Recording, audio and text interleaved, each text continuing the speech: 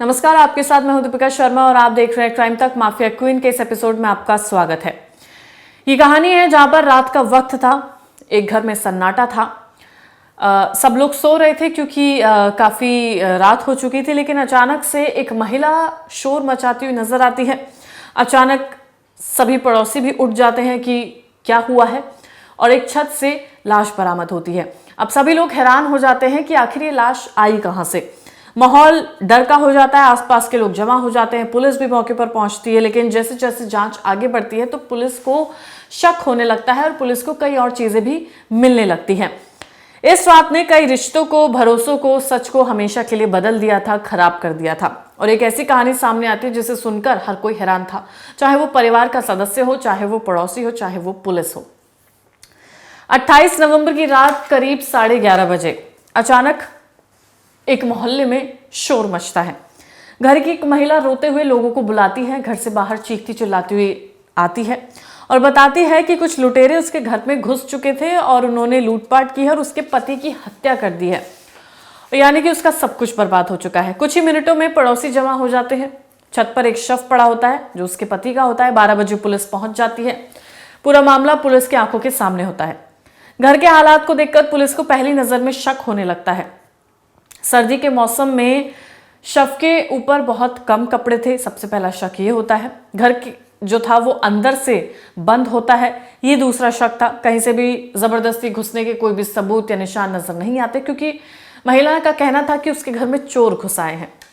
घर का पालतू कुत्ता बेहोशी की हालत में पड़ा था। किसी ने किसी को भागते हुए या शोर मचाते हुए भी नहीं देखा।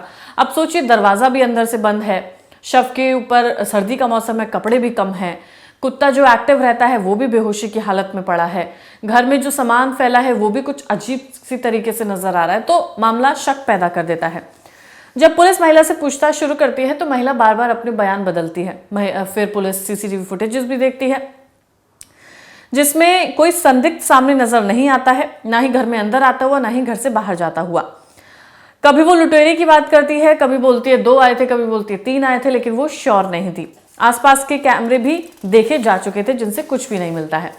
अब धीरे धीरे पुलिस का जो शक था वो यकीन में तब्दील होने लगा था। पुलिस महिला से सख्ती से पूछताछ करना शुरू कर दिया था। अब पूरा मामला खुलकर सामने आ जाता है। पता चलता है कि ये कोई अचानक हुई वारदात नहीं थी, बल्कि प्री प्लान्ड मर्डर था। जांच में सामने आता है कि शादी के कुछ समय बाद ही रिश्तों में खटास आ गई थी। एक विदेश यात्रा हुई थी, डिपोर्टेशन हुआ था और फिर एक नया रिश्ता। इन सब घटनाओं ने इस कहानी को पूरी की पूरी तरह से बदल दिया था। कई महीने से इस हत्या की योजना बनाई जा रही थी। पहले जहर दिया गया, लेकिन बात नहीं बन पाई, यानी कि शख्स नहीं मर पाया। तो मदद के लिए अब महिला ने अपने प्रेमी को बुला लिया, यानी कि लव ट्रायंगल का पूरा मामला है। रात के अंधेरे में घर के पालतू कुत्ते को नशा देकर सुला दिया गया था। पीड़ित जब कमरे में आराम कर रहा था तब उसकी पत्नी और उसका प्रेमी, यानी कि महिला का प्रेमी, उसके पास पहुंचते हैं। उसी दौरान साजिश को अंजाम देने की तैयारी की जाती है और जाहिर सी बात है कि उनके दिमाग में पूरा प्लान था कि किस तरीके से उसके पति को उसे जान से मारना है। अब तैयारी पूरी हो चुकी थी, जहर भी दे दिया गया था, लेकिन उससे कुछ हुआ नहीं। उसके बाद जब ऊपर छत पर ये लोग पहुंचते हैं तो दोनों ने उसे दबोच लिया, यानी कि जब पति छत पर जाता है तब ये महिला और उसका प्रेमी छत पर पहुंचते हैं। उसके साथ मारपीट की जाती है, उसे दोबारा जहर दिया जाता है और जब ओवरडोज हो जाता है उसके बाद उसकी मौत हो जाती है। इसके बाद घर का सारा सामान जानबूझकर बिखेर दिया जाता है ताकि पुलिस को ये बताया जा सके कि इनके घर में लूटपाट हुई है और जो चोर आए थे उन्होंने इसके पति की हत्या कर दी है। अलमारियां खोली गई, बिस्तर उलट दिए गए, चीजें जमीन पर फैलाई गई। एक साथी वहां से निकल गया और फिर महिला ने बाहर आकर शोर मचा दिया, यानी कि जो उसका प्रेमी था ये तमाम चीजें करके उसके पति को मारने में उसका साथ दिया। उसके साथ मार पिटाई की गई। लूटपाट के लिए पूरे घर को इस तरीके से दिखाया गया कि लगे कि चोरी हुई है सच में, और फिर वो वहां से निकल जाता है। इसके बाद महिला घर के बाहर निकलती है, आकर शोर मचाने लगती है कि उसके घर में चोर आए थे और उन्होंने हत्या कर दी। अब एक एक कड़ी जुड़ती चली गई और अंत में सच्चाई का पता चलता है। महिला को गिरफ्तार किया गया, उसका प्रेमी पुलिस के सामने पेश हुआ और इस साजिश में शामिल तीसरे व्यक्ति को भी हिरासत में ले लिया गया, यानी कि जो उसका लवर था उसको भी पुलिस पकड़ लेती है। अब ये जो पूरा मामला है सिर्फ हत्या का मामला नहीं था, इसमें तमाम रिश्तों का भी गला घोटा गया, इसमें तमाम इमोशंस का भी गला घोटा गया। जिस शख्स को इस व्यक्ति ने सबसे क्लोज अपने माना, एक पार्टनर के लिए उसका पार्टनर सबसे करीबी होता है, उसी ने उसकी हत्या की, जहर पिलाया, मारपीट करवाई, प्रेमी को बुलाकर उसके साथ क्या कुछ नहीं किया और फिर उसकी हत्या करवा दी। ये तमाम चीजें दिखाती है कि साजिश दिल में घर कर ले तो सारे रिश्ते पराये हो जाते हैं।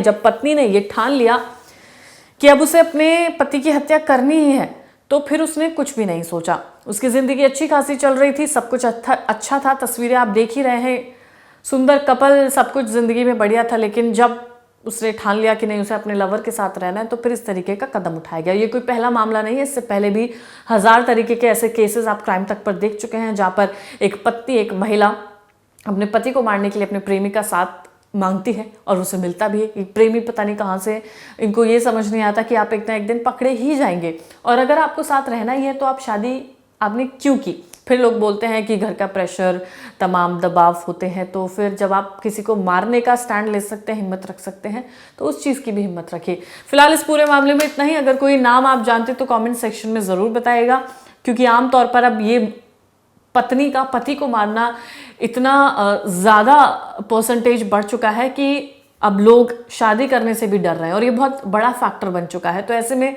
देखना ये होगा कि आप अपना पार्टनर किस तरीके से चूज़ करते हैं, उसका परिवार जानिए, उसका बैकग्राउंड जानिए, वो इंसान क्या सोचता है वो समझिए और फिर फैसला लीजिए। फिलहाल इस खबर में इतना ही। धन्यवाद।